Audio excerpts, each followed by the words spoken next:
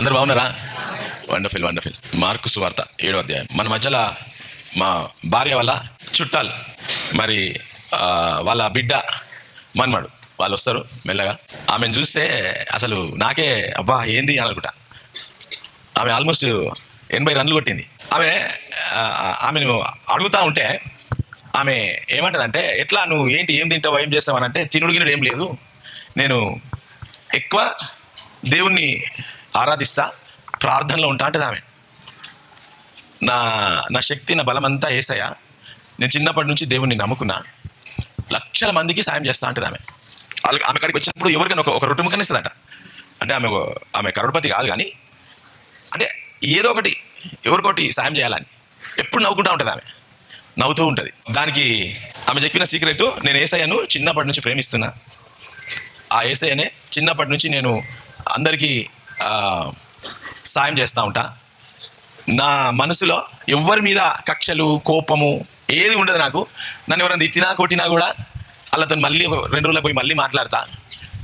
ఆ స్వభావం అది. ఎప్పుడు నవ్వుతూనే ఉంటుంది ఆమె, ఎప్పుడు నవ్వుతూనే ఉంటుంది. సో అందుకు ఒక 2 మాటలు చెప్పినాక ఆమె మీతో మాట్లాడుతుంది.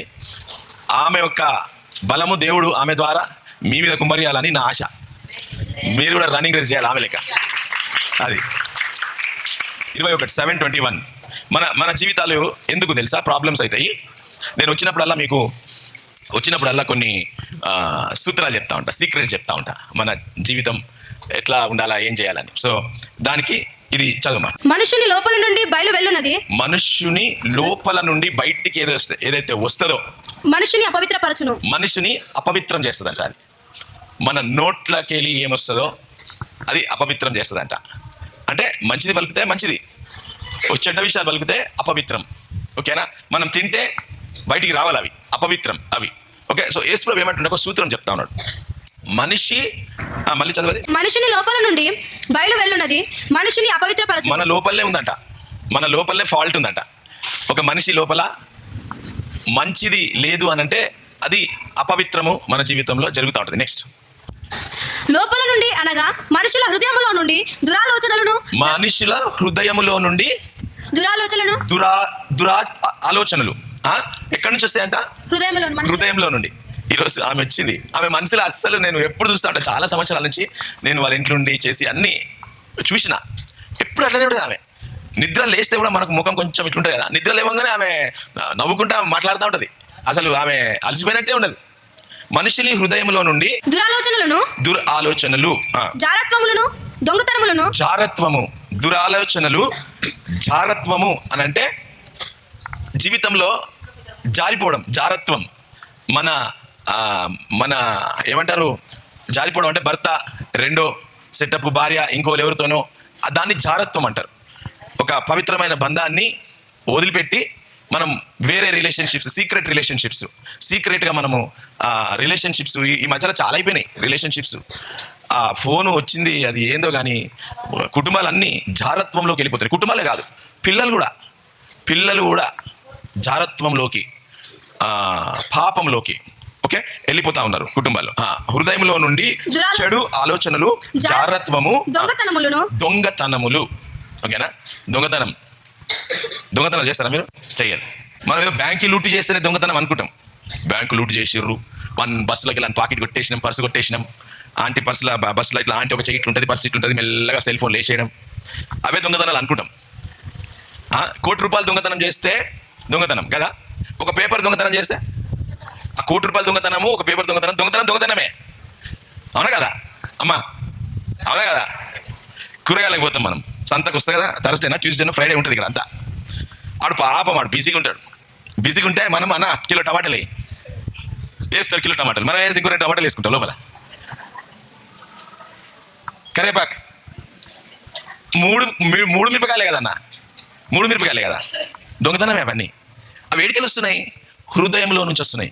నువ్వు ఇంట్లో కూర్చొని ప్లానింగ్ చేస్తావా, ఇవాళ నేను సంతకు పోతున్నా, ఆడ 3 మిరపకాయలు తీసేయాలా, 2 టమాటాలు తీసేయాలా, కాకరకాయలు వద్దులే అది చేదుకుంటాయి, అవి దొంగతనం చేయొద్దు. మనసులోకి వస్తాయి అవన్నీ, మనసులోకి వచ్చే ఆలోచనలు. ఎంత డేంజర్ కదా మన మైండ్లో. మీ ఇద్దరికి ఆలోచనలు వచ్చి మాట్లాడుకుంటా ఉన్నారు చేతులు పెట్టి. చూడు, అది కూడా దొంగతనమే. నా టైం దొంగతనం అవుతుంది. నేను వచ్చిన వాళ్ళ కోసం, మీకోసం ఒక్క సెకండ్ మాట్లాడుకుందాం ఇట్లా మాట్లాడుకుంటారు, ఇట్లా అది కూడా దొంగతనమే. నా టైం దొంగతనం. నేను ఎందుకు వచ్చినా నా టైం మీకు ఇవ్వాలని. వాళ్ళ జీవితంలో 2 నిమిషాలు దొంగతనం అయిపోతుంది ఆ టైం. మనుషుల హృదయం నుంచి వస్తుందంట. యూట్యూబ్ చూస్తే రాలే. మన్మడులు ఉన్నారు, ఎవరన్నా ఉన్నారు కదా మీకు మన్మరాళ్ళు? చిన్నోడు పుట్టిండు, వాడు ఇంకా డెక్తా ఉంటాడు ఇట్లా కింద. ఎవరన్నా వేరే వాళ్ళు వచ్చి వాని బొమ్మ తీసుకుంటే ఏం చేస్తాడు వాడు? అని చెయ్యి కూడా లేవదు. వాడు ఎక్కడ మొక్క మీద కొట్టాలంటాడు కానీ కాలు మీద ఆడుతుంది. బలం లేదా దానికి? నువ్వు నేర్పించినా మీ మనగానికి అది తీసుకుంటే కొట్టరా అని? హృదయం చిన్నప్పటి నుంచి హృదయంలో నుంచే పుడుతుందంట. ఎంత డేంజర్ కదా మన హృదయం. హృదయం అంటే గుండెకాయ అనుకుంటారా? లబ్బడబ్బడబ్బడబ్బడబ్బడు కొట్టుకుంటుంది. అది కాదు. హృదయం అంటే గుండెకాయ కాదు, కలేజ అనుకుంటురా? పోయి వాళ్ళ మటన్ షాప్లో కలేజ అన్న కొంచెం అని. ఆ కలేజ కాదు, ఆత్మ నీలో నుంచి. ఆ మనస్సాక్షి అంటారు. కొంతమందికి యేసు ప్రభు తెలియకపోతే యేసు ప్రభు నేను పుట్టించి మనస్సాక్షిని పెట్టిండు. యేసు ప్రభు తెలిసిన వాళ్ళకు ఆ ఆత్మను దాన్ని ఆయన ఆత్మ ద్వారా పుట్టించింది. అందుకే మరో జన్మ అంటారు. క్రైస్తవుల మా బైబిల్లో ఏమంటుందంటే నీ పాత జీవితాన్ని వదిలేసి యేసు ప్రభువును వెంబడిస్తే నువ్వు మళ్ళీ జన్మించాలా అని అంటారు. మళ్ళీ జన్మించాలంటే మళ్ళీ అమ్మ కడుపులో పోవాలా కాదు. నీ హృదయాన్ని మార్చి నువ్వు ఇట్లా పోతున్నావు అని అంటే జీవితం జారత్వం వ్యభిచారం పోతులు ఇట్లా పోతున్నావు అంటే నువ్వు అబార్టన్ చేసి అది చేయకుంటే ఇట్లా పోవాలా. అది క్రైస్తవంలో తిరిగి జన్మించడము అని అంటే.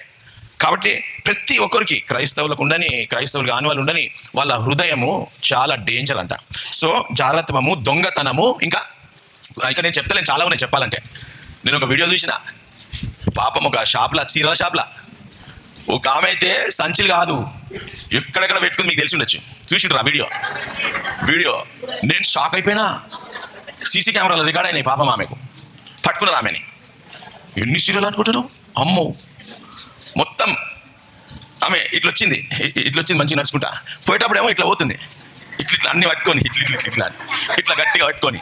బ్లౌజులు అవన్నీ చెక్ చేస్తారు లేడీస్కి, అంతా కనిపిస్తుంది. పాపం ఆయన పోతున్నాడికి వెళ్ళి కొద్ది తెస్తున్నాడు, ఈమె తీసి పెట్టేస్తుంది సీక్రెట్ అల్మారిలా. వీడియో చూస్తే అమ్మో బాప్రే. కాబట్టి దొంగతనం నేను అన్నీ చెప్తలేను, మీకు తెలుసు మనం ఏమేమి దొంగతనం చేస్తున్నాం. మీ జీవితాలలో మీ ఆరోగ్యాన్ని మీరే దొంగతనం చేస్తున్నారు. ఇప్పుడు మీరు కూర్చున్నారు కదా, మీ 50% ప్రాబ్లమ్స్ మీరే మీ మీద తెచ్చుకుంటున్నారు, దొంగతనం చేసుకుంటున్నారు. ఏం సార్ ఎట్లా చేస్తాం దొంగతనం? రాత్రి నువ్వు ఎన్ని గంటల వరకు ఫోన్ చూసినావు, టీవీ చూసినావు? 12-1 గంట వరకు చూస్తూనే ఉంటావు. నిద్ర దొంగతనం తీసుకుంటలేవా నువ్వు? నీకు నిద్ర లేకపోతే ఏమవుతుంది? బీపీలు పెరుగుతాయి, తలనొప్పి ఎందుకు వస్తుంది? బీపీ పెరిగితే తలనొప్పి వస్తుంది. పొద్దుగాల 6 గంటలకు మళ్ళీ లేచి టిఫిన్ కట్టాలి మీ ఆయనకు. ఏమవుతుంది? నిన్ను లేపుతాడు, ఏమే లేవే నాకు లేచిందంటే ఈ వచ్చిన డాక్టర్ నా కోసం ఒకడు ఒక్క నిమిషం పండనీయాడు. నువ్వు పండుకున్నావే 1 గంటకు, ఆయన టిఫిన్ కట్టాలా లేదా? నీ నిద్ర దొంగతనం అయిపోయింది. ఇప్పుడు నీ సంస్కృతం స్టార్ట్ అయింది. సంస్కృతం స్టార్ట్ కాగానే ఏమవుతుంది? లొల్లి గొడవలు అవుతాయి. పెట్టి తలకా మీద కొట్టగానే కింద పడిపోతావు. డాక్టర్ కాడికి పోతే అయిపోయా. మన నిద్ర దొంగతనం చేస్తున్నాం మన నిద్ర దొంగతనం అయితే బీపీలు పెరుగుతాయి, షుగర్లు పెరుగుతాయి. లడ్డూలు దొంగతనాలు, అమ్మో. షుగర్ పేషెంట్లు ఎంతమందిరా? షుగర్ పేషెంట్లు తినొద్దు లడ్డూలు అంటే నేను అమ్మతోడు తినా. మంచం కింద పోతే లడ్డు కాదు, పేడాలు, దిల్కుష్లు, 5 స్టార్ క్యాడ్బరీ చాక్లెట్లు సంచుల కింద, మంచాల కింద. ఏమరా కిలో లడ్డూలు తెచ్చినారా? అర్ధ కిలో అయిపోయిందంటే అమ్మ నాకు నువ్వు లడ్డూలు తెచ్చినవే తెలియదమ్మా అంటే రాడు. మరి ఏడికి పోయినా ఎలకలు ఎత్తుకపోయినా, కోతులు ఎత్తుకపోయినా అంటే ఏమండి అంటే ఏంది నువ్వు షుగర్ పేషెంట్ నన్ను అర్థం ఏంటి? తినడే ఆయన. దొంగతనాలు, స్టీలింగ్. మార్క్ 7:20-22 చదువుతున్నాం మనం. verse 20-22 we are reading. Wickedness, wicked thoughts, sexual immorality, stealing. Next నరహత్య అంటే కత్తి తీసి పొడచడమే కాదు నరహత్య. నీ భార్యను కొడతావు కదా, ఇవాళ భార్యలు కొడతలేరు, భార్యలే భర్తను కొడుతురు. రివర్స్ అయిపోయింది, కథ మొత్తం మారిపోయింది. నువ్వు నన్ను కొడతావా? నా కొట్టడానికి రాదు అనుకుంటావా? ఏ సంగీత, ఏ మౌనిక రండే. సంగీత వస్తుంది, మౌనిక వస్తుంది. ఏమక్క అంటే నన్ను కొట్టినావరా నీ దొంగ కొడతావరా? ఆడాలని కొడతావరా? అవుతుందా లేదా? భార్యను భర్తను కొట్టడం కూడా మర్డరే. నరహత్య అంటే కత్తి తీసి పడవడం కాదు. నీ భార్యను కొట్టడము, నీ భర్తను కొట్టడం కూడా ఆమెలో నుండి ఒక పొడిసి వచ్చింది, చెయ్యి వాసిపోయింది, తల ఇరిగిపోయింది అని అంటే వాళ్ళ జీవితంలో నుంచి నువ్వు ఒక వారం 10 రోజులు నెల కట్ చేసినట్టు అనమాట. అది కూడా నరహత్యనే. పొడిచి చంపేసడం నరహత్య కాదు, అది నరహత్యనే. కానీ మనము తెలియని నరహత్యలు చేస్తున్నాం. కోపం, ద్వేషం, అసూయ, మనము ఎవరిని క్షమించము, అవన్నీ నరహత్యలు. యేసుప్రభు ఏమన్నాడంటే, నువ్వు ఎవరి మీద కోపం ఉన్నావో, నువ్వు క్షమించలేని గుణం ఉంటే అది కూడా నరహత్య అన్నాడు యేసుప్రభు.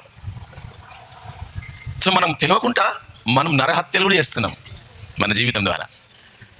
దానికి పోలీసులు పట్టుకోరు, దానికి జైలుకి పోము.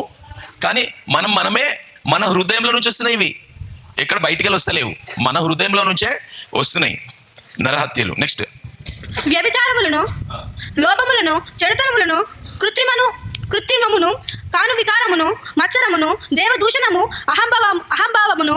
చాలా లిస్ట్ చాలా ఉంది చెప్పాలంటే, ఇక మీరు తినమంతా నవ్వుకుంటూ కూర్చుంటారు. ఇవన్నీ ఉన్నాయి. అదొకటి బాగున్నది, దేవదూషణను. ఇవాళ రేపు ఎవడు పడితే వాళ్ళు దూషిస్తూ ఉన్నారు. ఈ మతాన్ని వాళ్ళు దూషిస్తారు, ఆ మతాన్ని వీళ్ళు దూషిస్తారు, ఇంకో మతాన్ని వీళ్ళు దూషిస్తారు. అదేమో ఫ్యాషన్ అయిపోయింది. ముందు దేవుడు అంటే ఎంత భయం ఉంటుండే, ఏ మతమన్నా కానీ. అరే ఏం చెప్పొద్దురా ఆ మతం, ఈ మతం, ఏ మతంకి ఎవడేం దూషించకపోతుండే. ఇప్పుడు దైవ దూషణ, ఎందుకు దైవ దూషణ వస్తుంది? ఇగో ఈ మనుషులకి వెళ్ళి ఎక్కువ పుడుతున్నాయి ఇవి దురాలోచనలు. మనుషులకి వెళ్ళి పాపం పుడతా ఉంటే, పాపం పెరిగిపోతే దేవునికి మనము దూరం అయిపోతాం. దేవునికి దూరం అయిపోతే ఆ దుష్టుడు అనేది మన జీవితాన్ని తీసుకొని దేవుడే లేడు అనే కాడికి వచ్చి దైవ దూషణం చేస్తూ ఉంటాం మనం. అది ఈ మధ్యలో పెరిగిపోయింది. క్రైస్తవులు అయితే చంపేస్తూ ఉన్నారు. వాళ్ళ చాలా విషయాలు జరుగుతూ ఉన్నాయి. అది వద్దులే మనకు. ఎవరు కానీ మనం దూషించొద్దు, అందరినీ ప్రేమించాలా, అందరినీ మంచిగా చూసుకోవాలా. దైవ దూషణ తర్వాత ఏముంది? దేవదూషణయు, అహంభావమును, అవివేకమును వచ్చును. ఈ చెడ్డ పన్నియు లోపల నుండి బయలు వెళ్ళి. ఇది ఎక్కడికి వస్తుందంట? లోపల నుండి. ఈ అన్ని లిస్ట్ చెప్పిన అన్ని నీ లోపలికి వస్తున్నాయంట. మన లోపలికి వెళ్ళి లోపల నుండి బయలు వెళ్ళి మనుషుని అపవిత్రపరచునని ఆయన చెప్పాను. మనల్ని అపవిత్రపరిచేదే మన లోపలికి వెళ్ళి వచ్చేటి, ఇవన్నీ వచ్చేటి అన్ని అపవిత్రపరుస్తున్నాయి. ఎప్పుడైతే మనం అపవిత్రమైతామో రోగాలు వస్తాయి. ఎప్పుడైతే మన మనసు క్లియర్గా ఉండదో, మన మనసులో చెడ్డ విషయాలు, ద్వేషము, కక్ష, కుళ్ళు, అన్ని కుతంత్రాలు పెట్టుకొని ఒకడు మంచిగా అవుతుంటే మనము భరించకుండా, ఇవన్నీ ఏం చేస్తాయంటే మనకు రోగాలకు కారణం. ఇవన్నీ మన జీవితాలలో రోగాలు ఎందుకు వస్తాయంటే ఇవన్నీ ప్రతిదీ కూడా మనకు మన హృదయంలో నుంచే పుడతాయి, ఇంకెక్కడికి వెళ్ళి పుట్టవు. అందరికీ ఆత్మ ఉంది కదా, అందరికీ హృదయం ఉంది కదా అందరికీ. అరే నీకు హృదయం ఉందారా? హృదయం ఉంటే నువ్వు చేస్తావురా, మనిషివేనా అంటారు కదా. ఆ హృదయం, మంచితనం, ఆ మనస్సాక్షి అందరికీ ఉన్నది. ఇప్పుడు రోగం ఎక్కడ ఉంది చూడండి, చదువు. జెరమయా 17:9. హృదయము అందరు ఇట్లా చేయబెట్టుకోండి. ఓకే, ఆత్మ. హృదయం అంటే గుండెకాయ కాదు, మన ఉన్నలో మనస్సాక్షి, ఆత్మ. చెప్పండి, ఆత్మ. నువ్వు చెప్పండి, హృదయము. అందరు చెప్పండి, హృదయము.